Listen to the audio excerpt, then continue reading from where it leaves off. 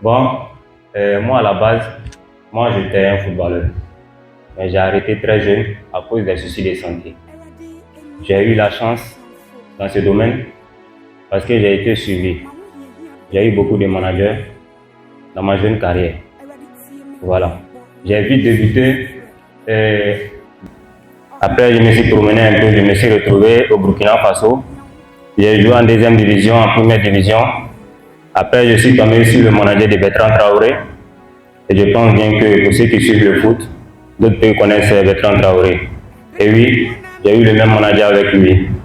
Voilà. Mais je n'ai pas eu la chance de progresser pour aller aussi très loin, pour atteindre leur niveau, tout simplement parce que j'étais maladif.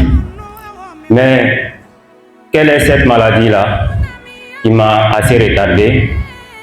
Cette maladie, je l'ai observée depuis au bas âge. Peut-être que je n'avais même pas encore 5 ans que j'avais cette maladie-là. Je n'ai pas eu cette enfance-là comme les autres, en train de courir de gauche à droite, s'amuser comme on veut. Non, non, non, non, je n'ai pas eu cette enfance-là. Moi, je restais pratiquement toujours à la maison pendant que les autres couraient dehors. J'avais beaucoup mal, mais je n'avais pas le choix. Mais le jour, la maladie me laissait, je pouvais faire pratiquement toute la journée dehors. Après, on passait le temps pour me chercher. Abdul Malik, tu es où? Tu es où? Rentre à la maison. Parce que c'est comme ça, j'aimais jouer. À mon âge, quand tu es jeune, vraiment, tu n'es pas trop pensif. Tout ce qui est dans ta tête, c'est l'amusement. Et moi, je ne pouvais pas m'amuser comme tout le monde. Et je me rappelle encore quand j'étais petit, même quand je dormais souvent, quand le mal venait, parce que ce sont des enflures, ça se promenait. Ça peut se faire qu'aujourd'hui, j'ai mal au doigt. Et d'ici va faire jour, j'ai mal au pied. Et après-demain, j'ai mal à la hanche. Ça se promenait, même mes épaules. Voilà. La maladie se promenait un peu partout dans mon corps. Et pour un footballeur, vraiment, c'est pas évident. Pourtant, c'est pas le talent qui manquait. Même aujourd'hui, c'est pas le talent qui a manqué, mais je n'ai pas eu cette chance-là. Donc, à cette période, quand je dormais souvent, maman attachait mon bras pour que je puisse avoir un peu de stabilité, pour avoir un peu de sommeil. Oui, je me rappelle encore, ce n'est pas des histoires. Ceux qui me connaissent, quand ils vont voir ce témoignage, ils vont savoir, ils vont me reconnaître et ils vont dire c'est vrai. Peut-être même que là, tout de suite, je ne pourrais pas du tout. La souffrance que m'a causé cette maladie. Un enfant de 5 ans qui dort avec ses bras attachés, comme un esclave, mais je n'avais pas le choix. C'est la vie qui m'a enseigné cela. Et aujourd'hui, j'ai peut-être 30 ans, mais cette maladie ne m'a pas laissé jusqu'à ce que je rencontre Forover. Oui, parce que déjà, on a eu à faire des traitements depuis mon jeune âge. On a fait des analyses, mais on ne trouvait rien. Mais quand j'ai commencé à faire carrière dans le sport, dans le football, vraiment, souvent je me cachais pour prendre des comprimés, pour tuer la douleur. Mais je peux aller au terrain aujourd'hui. Je joue bien et quand je rentre à la maison, peut-être que le soir, il faut reprendre encore. Mais comment faire pour stabiliser un peu mon corps et puis reprendre l'entraînement après? Je peux acheter des comprimés de bon marché. Et après, quand je me retourne au terrain, vraiment dans le constat, tu peux voir que peut-être c'est pas le même joueur, c'est pas le même joueur qui a joué ce matin parce que le jeu il change. Parce que les comprimés que j'ai pris après, tu vois que les comprimés vraiment, voilà, ça me bloque, ça me coince, ça me rend lourd et vraiment ça m'empêche de faire sortir le talent qui est en moi. Et aussi, quand tu veux faire une longue carrière souvent, même si tout à l'heure tu as fait un essai qu'on t'a pris, vraiment, il y a des tests. Si on te teste que vraiment on voit trop de produits chimiques dans ton corps, mais tu ne peux pas aller à quelque part avec ça. Mais ces compléments qu'on vous présente là, c'est sans effet secondaire. Oui, tout est vérifiable. C'est vrai peut-être qu'ici dans la salle, je peux être le plus jeune parmi vous tous. Oui, mais je vois qu'il y a mes mamans qui sont là, mes papas sont là. Mais la souffrance n'a pas d'âge. La souffrance n'a pas d'âge. Mais on ne peut pas accuser Dieu pour cela. Parce que la souffrance, si tu t'appliques avec la souffrance, tu peux finir par comprendre que vraiment, Dieu est en train de te mettre sur un chemin.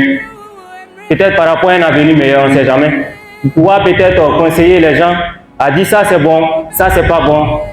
Aujourd'hui, ce que nous nous présentons aujourd'hui, c'est basé sur la santé et le bien-être. Tout est vérifiable. Nous, on est jeunes. Oui, on passe beaucoup de temps sur les réseaux sociaux. Bon, aujourd'hui, maman est quittée au boulot, maman est rentrée à la maison, elle est fatiguée. Tu n'as pas le temps pour aller te promener sur les réseaux sociaux. Il y a tellement de soucis. Papa aussi, c'est pareil. Quand il rentre, il y a trop de problèmes. Il va aller faire quoi sur les réseaux sociaux? Mais nous, on est jeunes, on passe beaucoup de temps sur les réseaux sociaux. On fait beaucoup de recherches. Moi, je suis dans le digital. Presque tous les jours, je suis devant un ordinateur. Je fais des recherches, j'appuie de gauche à droite, je tombe sur des informations.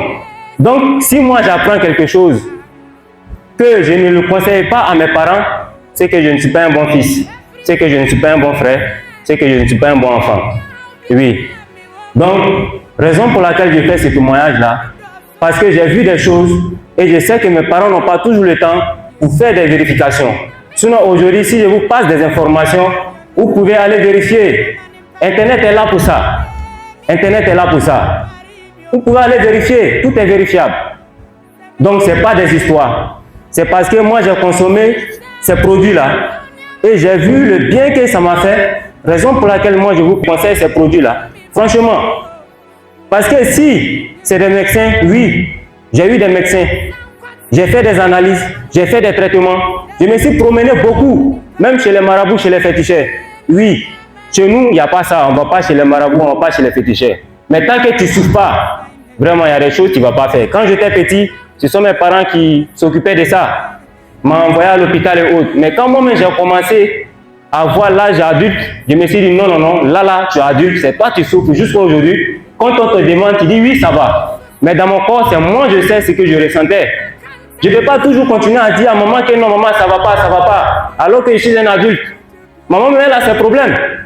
Elle raconte à qui? Ses problèmes, elle dit ça à qui?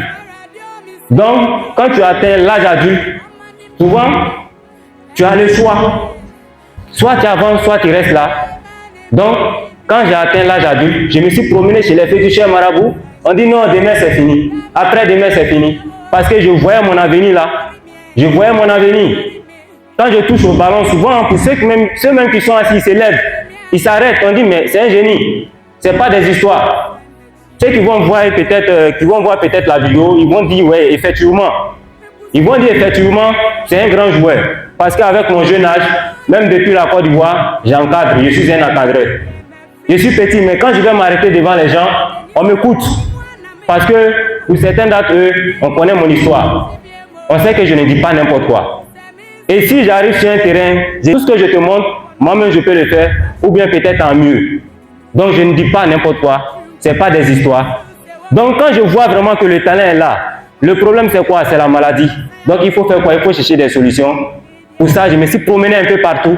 J'ai fait peut-être des choses qu'il ne fallait pas. Mais quand tu ne souffres pas, vraiment, c'est compliqué. Tu peux pas comprendre. Voilà, donc franchement dit, il s'est fait tard. Voilà. Et pour mon témoignage, je pourrais parler jusqu'en demain. Franchement, il y a tellement à dire. Il y a tellement à dire. Mais je vais m'arrêter là. Je vais m'arrêter là. Et je vous prie de m'excuser si j'ai été aussi trop long.